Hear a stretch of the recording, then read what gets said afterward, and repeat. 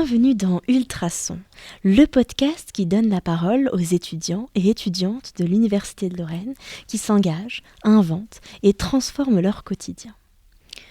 À l'université, on apprend des théories, des méthodes, des métiers, mais on apprend aussi à trouver sa place et parfois à la défendre. Laura a 23 ans, elle est en école d'ingénieur à Nancy. Quand elle est arrivée, elle pensait entrer dans un espace de savoir. Elle est entrée dans un univers avec ses codes, ses blagues, ses silences. Cet épisode raconte ce moment où l'on cesse d'observer pour commencer à agir. J'arrive à la soirée, mon créneau de permanence va commencer, j'enfile mon brassard pour prendre le relais et être visible en cas de besoin.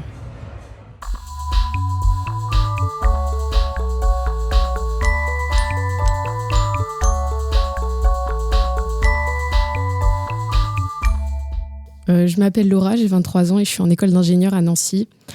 Je me suis retrouvée dans un terrain inconnu en arrivant dans une école d'ingénieur il y a 5 ans.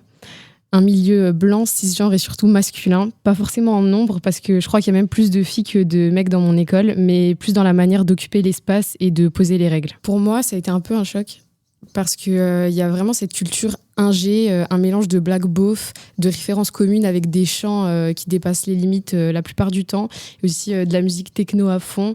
Donc si tu rentres pas dans le moule, tu te fais vite remarquer et mettre de côté. Pas forcément de manière explicite, mais toi-même tu vas te mettre de côté parce que tu vas pas te sentir inclus.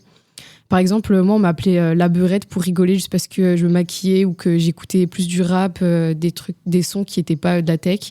Et je pense même pas que c'était lié à mes origines parce que dans leur tête c'était juste un mot qu'ils utilisaient sans réfléchir. Et ça m'a marqué à quel point certains mots avec des connotations fortes sont lancés à la légère et sans réfléchir à l'impact qu'ils peuvent avoir sur les gens et ça, à quel point ça te met à l'écart. Lors d'une de mes premières soirées étudiantes, il y a eu un montage vidéo de moi à mon insu qui a été fait à caractère pornographique et qui a été diffusé devant les gens. Donc c'était sur le compte de l'humour, mais moi je me suis sentie humiliée et j'étais pas d'accord avec ce contenu, mais j'ai rien dit parce que tout le monde le faisait, que c'était comme ça et que c'était normal. Ça avait choqué personne.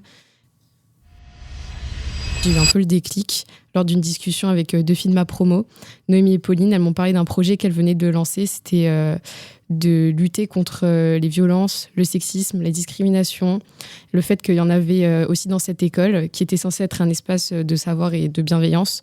Elles avaient envie de créer une association pour lutter contre tout ça, mais aussi pour transmettre des valeurs d'union, de respect, d'écoute entre tous les étudiants.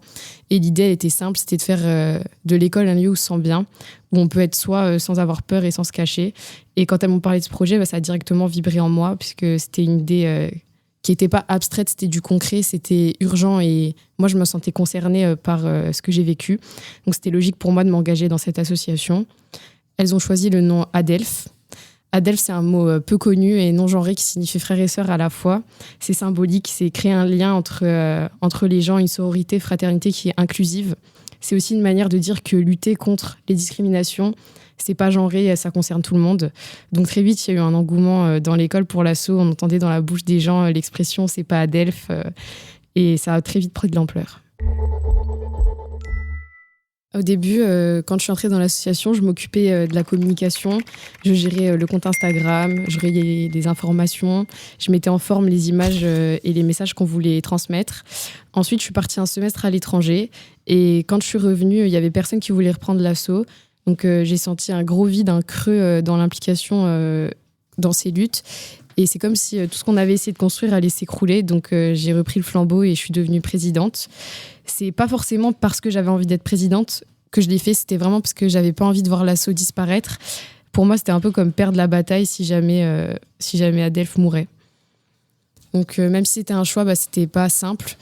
Heureusement, j'étais bien entourée, mais porter un projet comme ça, c'était vraiment intense.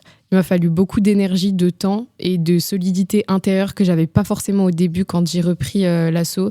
J'étais pas vraiment préparée, je m'attendais pas à ce que ce soit aussi lourd. J'ai vécu des choses puissantes, j'ai rencontré des gens incroyables, des personnes engagées, sensibles, solides. Vraiment, j'oublierai jamais ces rencontres et les opportunités que ça m'a permis. Je me suis formée, j'ai grandi, j'ai appris à prendre la parole et à défendre des valeurs sans trembler. On a mis en place beaucoup d'actions qui ont plu. On a par exemple mis en place une bibliothèque engagée qu'on alimentait avec des livres que les membres choisissaient et lisaient au préalable avant de les mettre dans la bibliothèque. Et les gens pouvaient se servir. On a mis en place des permanences aux soirées. Donc ça, c'était à chaque soirée, il y avait des membres qui se relayaient avec des créneaux pour assurer la sécurité et la bienveillance dans la soirée au cas où il y avait un problème. On a aussi eu un stand à la Pride de Nancy grâce à l'association Equinox. Et il y a même un membre de l'association Adelph qui fait du drag, qui a pour nom de scène Nikaya, qui a participé à l'After Pride et au défilé. Donc ça a créé vraiment des opportunités pour tout le monde dans cette association. Alors malgré le fait qu'on ait fait énormément de choses très positives, il y avait aussi des aspects qui étaient beaucoup plus durs à vivre. C'était par exemple cette pression constante d'être irréprochable, ce devoir d'exemplarité. C'est comme si moi j'avais plus le droit à faire aucune erreur. Si tu deviens la présidente d'Adelph, tu dois être parfaite tout le temps et en même temps t'es un peu vue comme la police. Les gens se braquent, les gens t'accusent de vouloir imposer une morale ou bien de censurer l'ambiance, comme si lutter contre les violences c'était menacer leur confort. Et vu que ça a toujours été comme ça, tu les empêchais, tu les privais de leur liberté. Et dans tout ça, toi, tu dois tenir, tu dois pas lâcher. Et des fois, je me disais que j'avais vraiment envie de lâcher cette association, mais il y avait personne qui voulait reprendre. Donc pour moi, c'était impensable. Prendre cet engagement, ça m'a vraiment changé, car à la fois, ça m'a brisé, mais ça m'a forgé. Ça m'a appris à tenir une ligne, à dire les choses telles qu'elles sont, même quand ça dérange autour de moi. Ça m'a beaucoup éduquée, informée sur les sujets que touche l'asso. J'ai fait beaucoup de formations, je me suis beaucoup renseignée. J'ai appris à écouter, à encaisser et à tracer ma route et surtout à me détacher du regard des autres. Parce que quand on est à ce genre de poste avec des responsabilités, on est constamment jugé sur nos actions. C'est jamais assez bien. La lutte, elle n'est pas terminée du tout. Je pense que ça se ressent vachement dans l'école. Les blagues racistes, pareil, elles reviennent un peu. Les blagues homophobes, ça revient beaucoup. Et c'est toujours à base de on peut plus rien dire, on peut plus rire. On peut pas militer contre un système quand on est seul.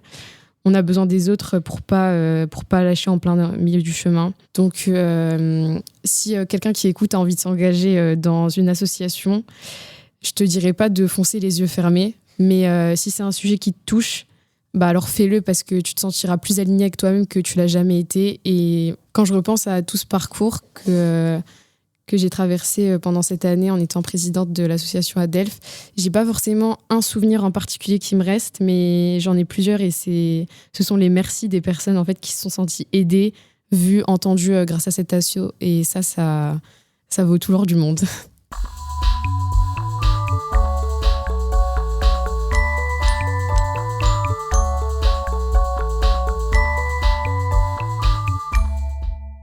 À l'université, il y a des salles de cours. Et puis, il y a tout le reste, les soirées, les discussions, les regards et les silences. S'engager, ce n'est pas devenir irréprochable, ce n'est pas ne plus douter, c'est décider que certaines choses ne doivent plus rester normales. Laura a enfilé un brassard pour assurer une permanence. Mais ce qu'elle a surtout décidé, c'est de rester. Rester pour veiller, rester pour transformer. Ultrason est un podcast réalisé par l'Université de Lorraine en partenariat avec Radio Campus Lorraine. Si cet épisode vous a inspiré, abonnez-vous à notre podcast, partagez-le autour de vous et n'hésitez pas à nous écrire si vous avez, vous aussi, une histoire à raconter. On se retrouve très bientôt pour un nouvel épisode d'Ultrason.